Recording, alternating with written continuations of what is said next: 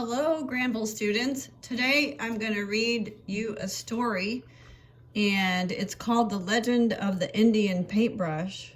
And last year we did the same book one day, and we also had an art lesson. And after I read the story, I'm going to show you how to draw the Indian paintbrush flower. It's going to look kind of like this, but I'm going to draw it one step at a time, so it'll be easy enough for you to follow along with me. So let's get started with the story, The Legend of the Indian Paintbrush, retold and illustrated by Tommy DePaola. And here is one of the illustrations, which I really love. It shows some Indians. These are Native American Indians and some teepees. This is kind of dwelling that Indians lived in, and these are the little Indian paintbrushes, which are the flowers. First of all, let's get started. Many years ago, when the people traveled the plains and lived in a circle of teepees, there was a boy who was smaller than the rest of the children in the tribe. No matter how hard he tried, he couldn't keep up with the other boys who were always riding, running, shooting their bows, and wrestling to prove their strength. Sometimes his mother and father worried for him.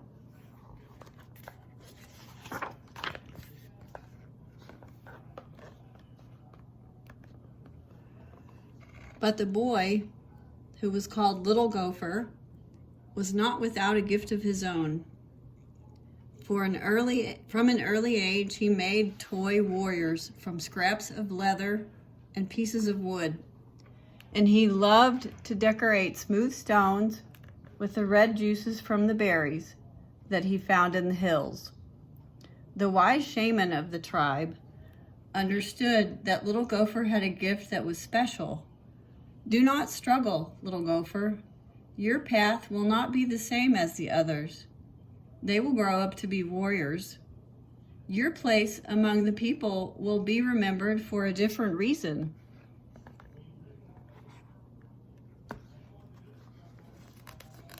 And in here you can see some of the little toys he was making.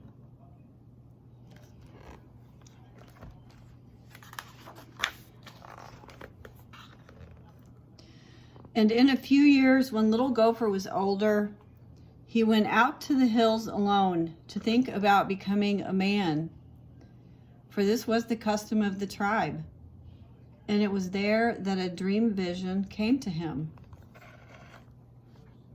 The sky filled with clouds, and out of them came a young Indian maiden and an old grandfather.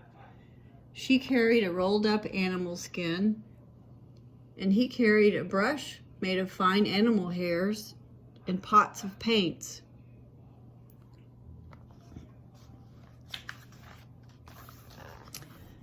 The grandfather spoke, "My son, these are the tools by which you will become great among your people. You will paint pictures of the deeds of the warriors and the visions of the shaman, and the people shall see them and remember them forever." The maiden unrolled a pure white buckskin and placed it on the ground. "Find a buckskin as white as this," she told him. "Keep it, and one day you will paint a picture that is as pure as the colors in the evening sky."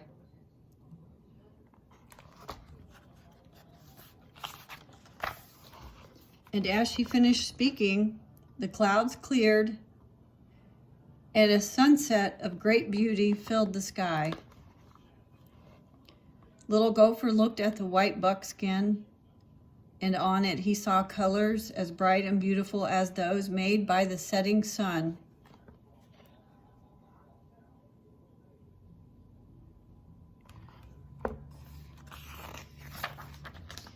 Then the sun slowly sank behind the hills. The sky grew dark, and the dream vision was over. Little Gopher returned to the circle of the people.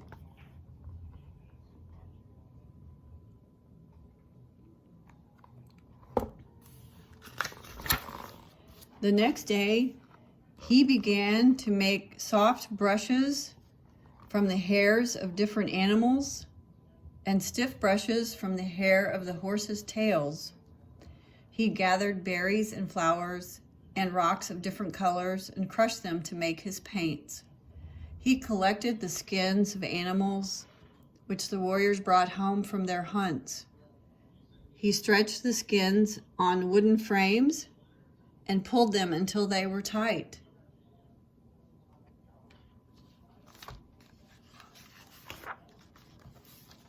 And he began to paint pictures of great hunts,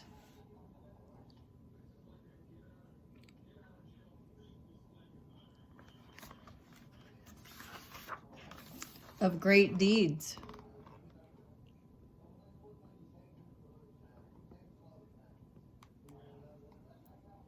of great dream visions, so that the people would always remember.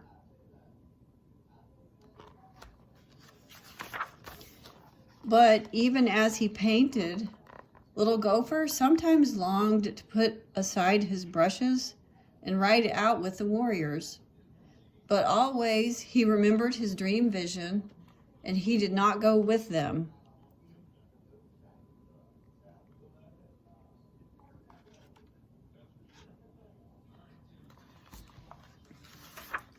Many months ago, he had found his pure white buckskin, but it remained empty because he could not find the colors of the sunset. He used the brightest flowers, the reddest berries, and the deepest purples from the rocks, and still his paintings never satisfied him. They looked dull and dark.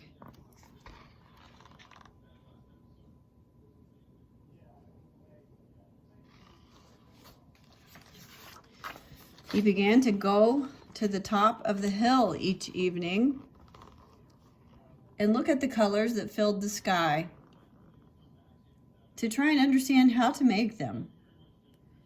He longed to share the beauty of his dream vision with the people.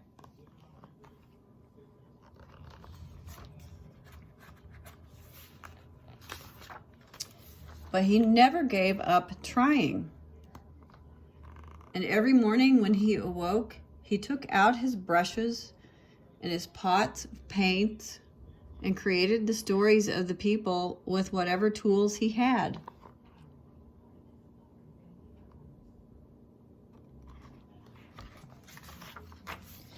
One night, as he lay awake, he heard a voice calling to him, "Because you have been faithful to the people and true to your gift, you shall find the colors you are seeking. Tomorrow, take the white buckskin and go to the place where you watch the sun in the evening. There on the ground, you will find what you need."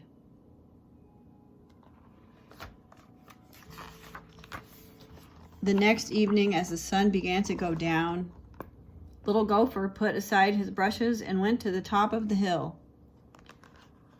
As the colors of the sunset spread across the sky, and there, on the ground all around him, were brushes filled with paint, each one a color of the sunset. Little Gopher began to paint quickly and surely, using one brush, then another. And as the colors in the sky began to fade, Little Gopher gazed at the white buckskin, and he was happy. He had found the colors of the sunset. He carried his painting down to the circle of the people, leaving the brushes on the hillside.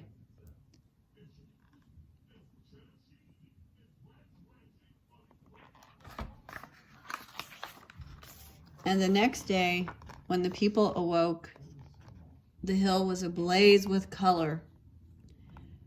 for the brushes had taken root in the earth and multiplied into plants of brilliant reds, oranges, and yellows.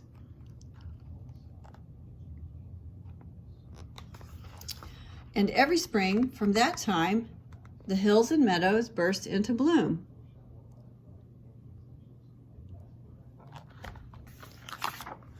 And every spring, the people danced and sang the praises of Little Gopher, who had painted for the people. And the people no longer called him Little Gopher, but he who brought the sunset to earth.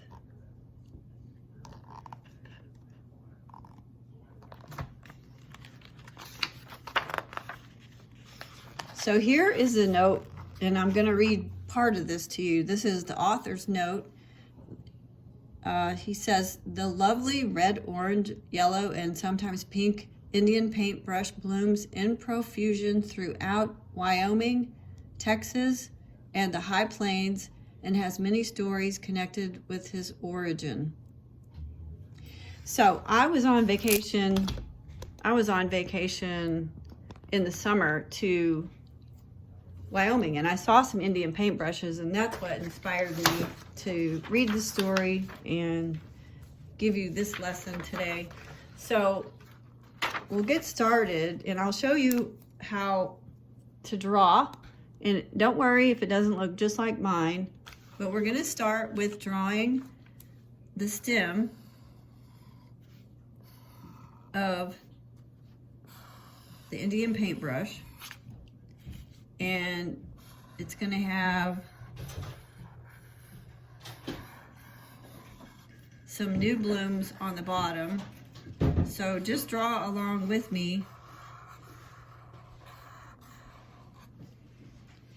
So that is an Indian paintbrush flower, and that part of the stem is going to be green. And then we're going to draw the blooms on top, which kind of look like just big ovals.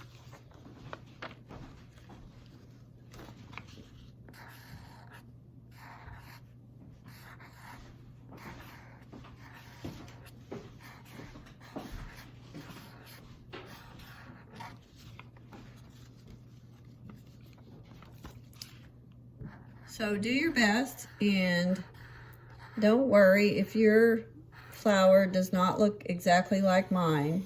So you have a stem, and then you have some long, so it's going to end up looking like this. So I'll show you that.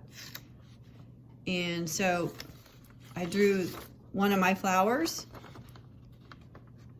and then the other one is very similar. It's just beside the first one.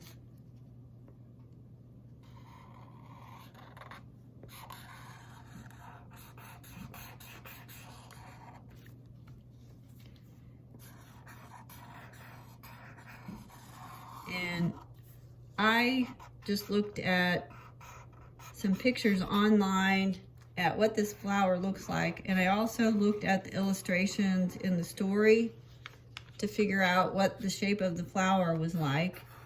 And you can always Google Indian paintbrush and see if you can find pictures that are easier for you to follow.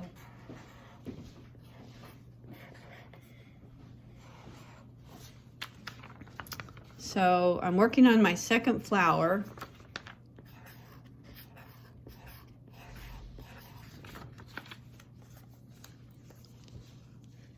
So here's a close-up of it.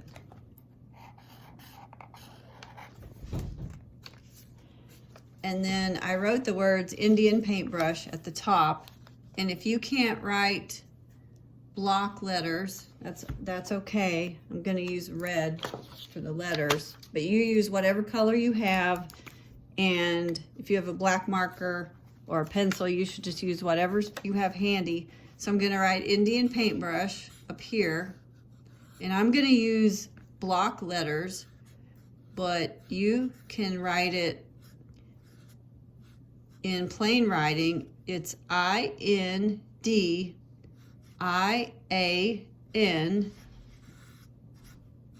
Indian, and then it's paintbrush, PAINTBRUSH.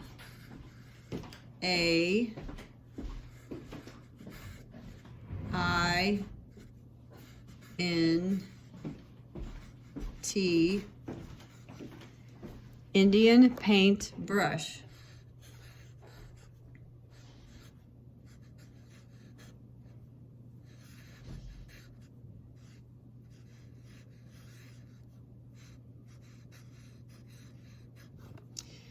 And then I drew some teepees, which I showed you in the story. So the teepee is a big rectangle, a big triangle like this. And then you can decorate it with some stripes. And they have sticks sticking out at the top because they are constructed with sticks and then hide or some kind of natural material. And I think this represents the door. So I will show you, when I post this assignment, I will show you my drawing of the Indian paintbrush.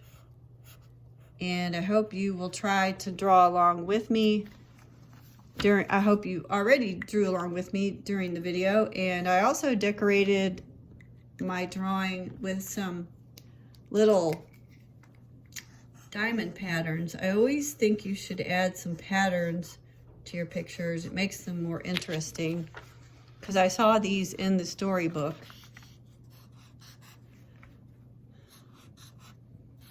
So I put 4 squares together.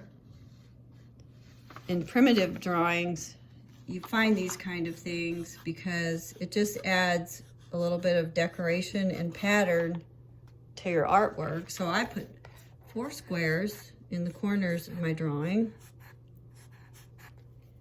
And there you have it. And this is my finished one after I colored it. And I will post a picture of this. And I hope you enjoyed my video and my story of the legend of the Indian paintbrush.